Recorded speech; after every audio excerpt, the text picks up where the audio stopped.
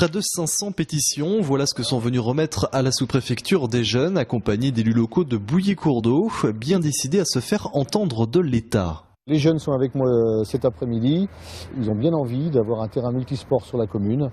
Et c'est un aménagement qui manque cruellement dans notre commune de Bouillé-Cours-d'Eau.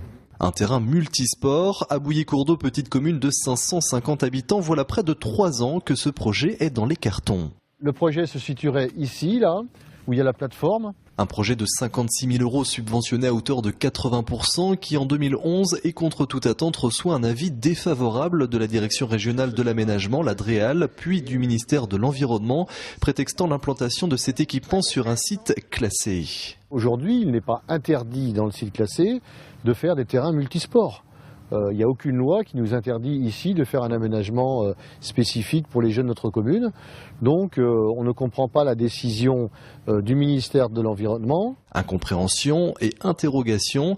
Ici, les élus se questionnent sur leur propre rôle et sur l'avenir des petites communes rurales. On ne va pas revenir 50 ans, 60 ans en arrière. Je ne dis pas que c'était mal, mais maintenant la vie elle est comme elle est et les gens ont besoin de certains aménagements pour pouvoir vivre dans leur milieu et puis même en campagne, même dans notre petit village. Alors pour se battre, les élus locaux ont lancé une pétition, organisé une manifestation qui a réuni près de 300 personnes et déposé un recours au tribunal administratif. Et si rien ne bouge rapidement, une autre action pourrait être envisagée.